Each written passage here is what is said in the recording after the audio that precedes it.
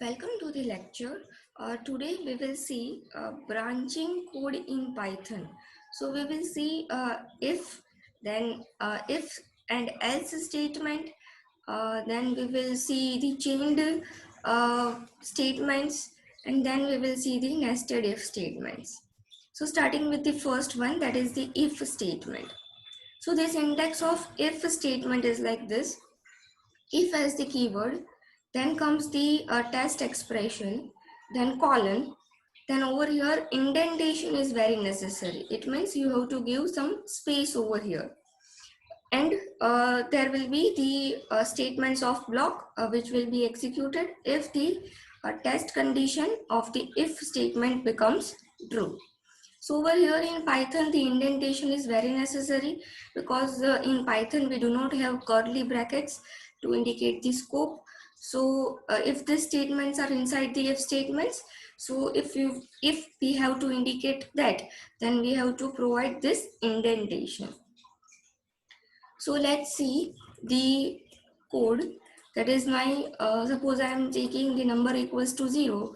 If as my keyword, then I am writing the condition, that is number is greater than or equals to 0, then colon. If this test condition becomes true, then my statement will be printed, that is print that 0 is a positive number. So let's run this code, and I am getting the output as 0 as positive number. Now over here, if I am not mentioning this space, and if I am running this program, then you can see then it is throwing an error, that is expected an indented block. So over here, this indentation is very necessary in Python because we do not have the curly brackets that we have in C language. Now whatever statements you are writing like this, that is I am writing a print statement in parallel with the if keyword. So this print statement will be considered outside the if block. So this my statement will always be printed. So if the condition becomes true or false, my this print statement is outside the if statement. So this my print statement is always printed in my program. So this is what the if statement is. Now the next is if else statement syntax. So we have the if statement syntax as it is. After if statement, that is in parallel with the if keyword, we have to write the else keyword. So we have to write else colon, and then comes the body of the else. So let's run this program. Over here in the parallel of if, I am writing else colon, and I will print that number is a negative number. So I will write like this, that number is a negative number like this. And suppose I am giving over here the negative number as 3. So let's run this program. Okay. So I am getting the output as -3 is a negative number. And after that, my always printed statement, which is outside the if else. So my condition becomes false. So it is entering into my else block. Now next, we will see the if, elif and else statement syntax. So this is also called the chained statements in Python. So we were having the if, else, if ladder in C language, but over here, remember that the word is elif. It is not else if. So we have the syntax like this: if, then the test expression, body of if, then comes the elif, then test expression of the elif, then its body part, then else, colon, and the body of the else. So this is how we are working with it. So let's write over here. So I'm writing over here if, then I will write elif as the keyword, colon, and I'm writing that suppose number is 0. Number is a 0 number. and I am writing the condition as if number is equals to 0, then I want to print that number is 0. If number is greater than 0, it means I want to print the number is positive number.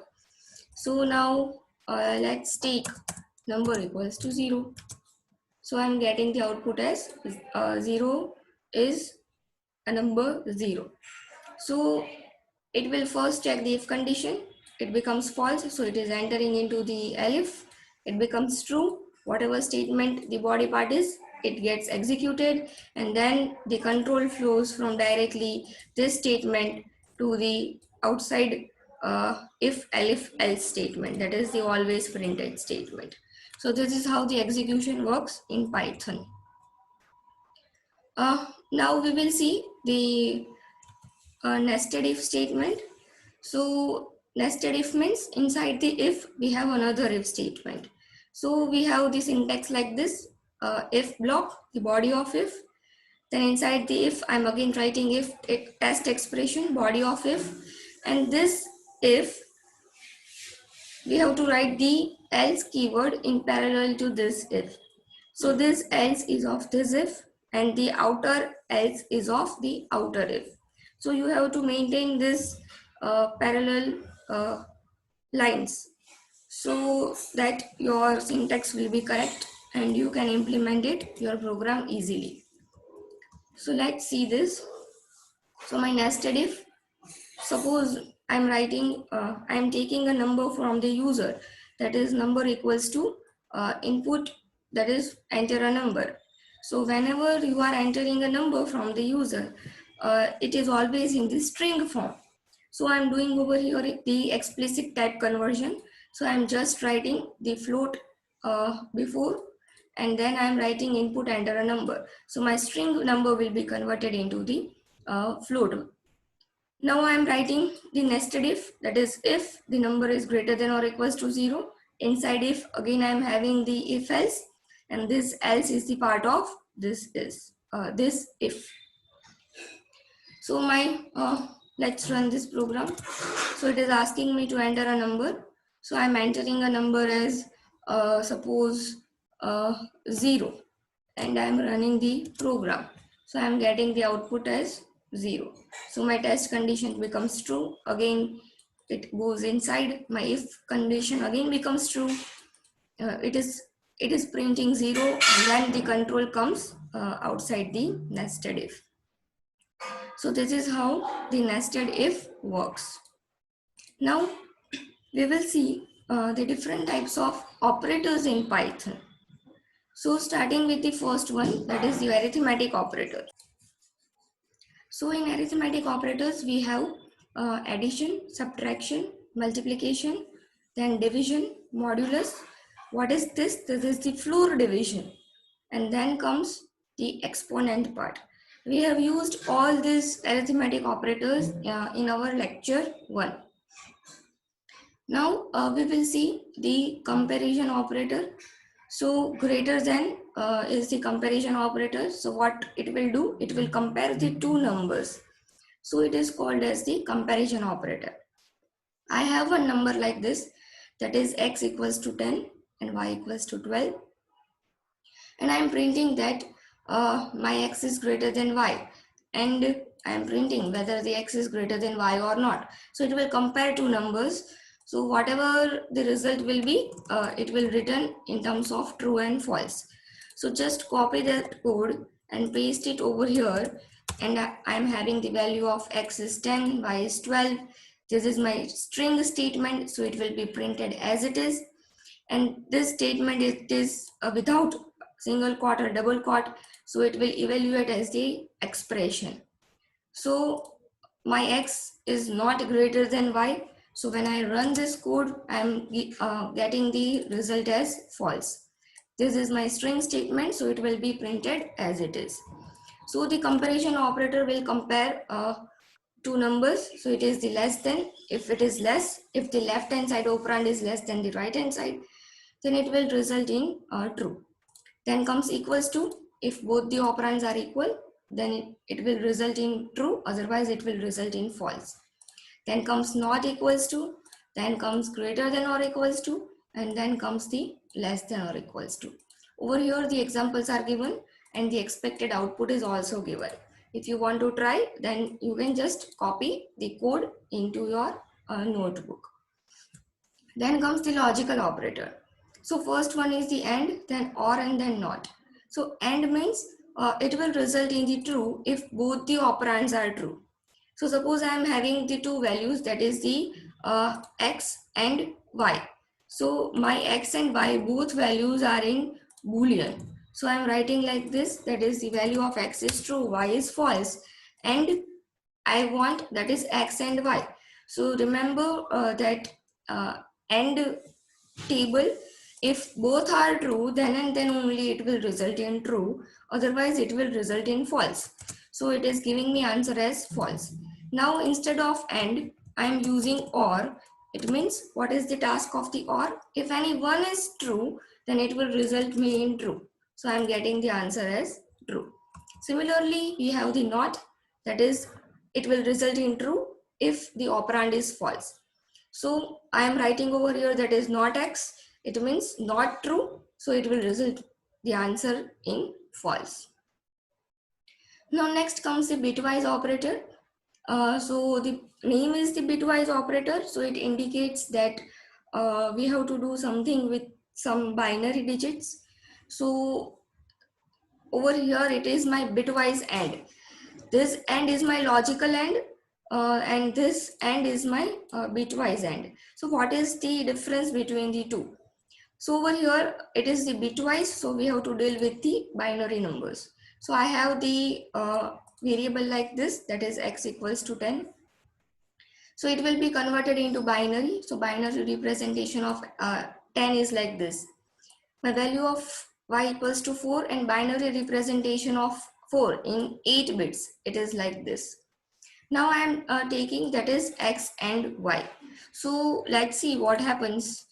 If you remember this and or the table, then it will work like this. Suppose my value both are 0, then in AND I will get 0. If any one is 0, then also I will get the 0. I will get the answer as 1 only if the value of x and y both are 1. So this is how the bitwise AND works like. So over here it is the same condition. It will compare the two binary digits from the x and y. So 0 0 is 0, then 1 0 is again 0, then 0 1 is again 0, then 1 0 is again 0, and these all are 0. It means my answer will be 0. So I am getting the answer as x bitwise y and operator is equals to 0. Then comes the bitwise OR. So we have to use the pipe symbol for that. So this symbol is exactly above your enter key. So let's check this table. So when I will get the answer as 1, if any one variable is 1 from x and y, I will get the answer as 1. So it is like 0 0 is 0, then 1 0 is 1, then again 0 1 is 1, and 1 0 is 1. So if I convert this binary number into decimal, then you can see it is 2 raised to 0, 2 raised to 1, 2 raised to 2, and 2 raised to 3. So 8 plus 4 plus 2. So it will result me the answer as 14. Now the next is the bitwise NOT. So this is the tilde sign. It is just below your escape key. So it will work as the bitwise NOT. Then comes the bitwise XOR. So over here, this is the bitwise XOR. So when both are same, then it will result me the answer as 0. If both are different, then it will result me the answer as 1. So this is how the bitwise XOR works like. And it will give me the answer as 14. Now next is the bitwise right shift and bitwise left shift. So let's see how it works. This is my bitwise right shift. Suppose this is my binary representation of 10.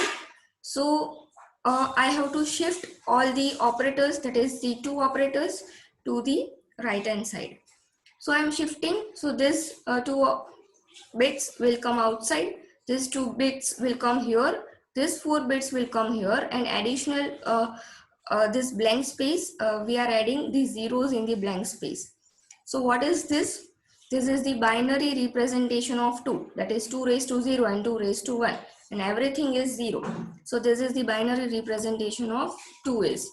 So if I write, that is x, if I want to print, that is x right shift 2. So I want to shift the 2 bits towards the right hand side. So let's see what happens. So let's write over here x equals to 10. So it is giving me the answer as 2. Now let's see the left shift. Left shift means we have to shift the bits towards the left hand side. So I want to shift the bits, 2 bits towards the left hand side. So this is how the bits goes. These 2 bits will be here. Then comes the next 2 bits. It will be again shifted to the left hand side. That is 2 bits to the left. And in the blank space we will add the 0. So if you calculate, then it is 2 raised to 5 plus 2 raised to 4, that is the 8, 2 raised to 0, 1, 2 and 3. Okay, 2 raised to 3 and 2 raised to 5. So it will result me the answer as 40. So if I write, that is 2 left shift. So the symbol of the left shift is like this. So it is giving me the result as 40 like this. Now next comes the assignment operator, equals to we are already using for assigning the value to the variable. Next comes the plus equals to operator. So it will act as x equals to x plus 5. You must have seen the shorthand operator in C. So like this, you can easily get the meaning that slash slash equals to means x equals to x floor division 5. So this is how the assignment operator works. It is very simple. You can try on the any variable. Then comes the identity operator. This is something new for you. So in the identity operator, we have 2 operators, that is and is not. So it will check that I am printing that x2 is y2. So here is my x2 value, that is hello. Here is my y2 value, that is hello. So if both are identical, both are identical, then it will result me as true. Otherwise, it will result me as false. So yes, this hello and this hello both are identical. So it is giving me the answer as true. Now next is the is not. So I am writing that x1 is not y1. x1 is 5 and y1 is also 5. So both are identical, and I am writing x1 is not identical to y1. So it will result me in false. Now next is the membership operators.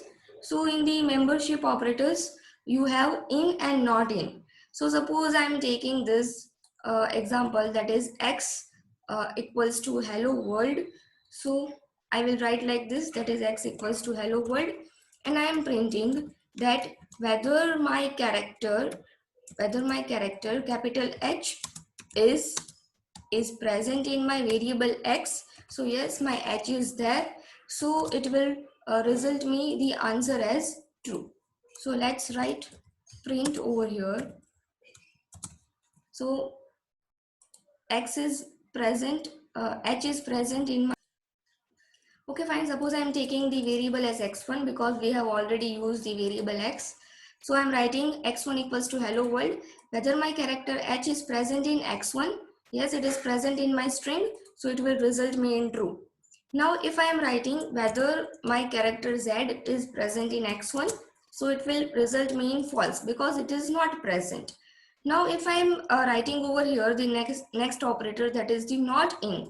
So let's see not in do's. So I am writing x is not in x1, so it is not in x1. So the statement will result me as true because x is not present in my string. So this is how the membership operators work. Next is how can you give the comments in Jupyter Notebook. So you can use the hash sign to give the comments in the notebooks. So I'm writing over here, that is the operators like this.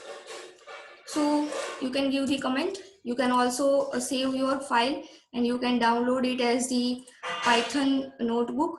You can click on the save button and your file will be downloaded, and then you can share with your friends. This operator related document is already present in your drive. So this is what we have seen, the branching and the different operators in Python. So keeping it till here.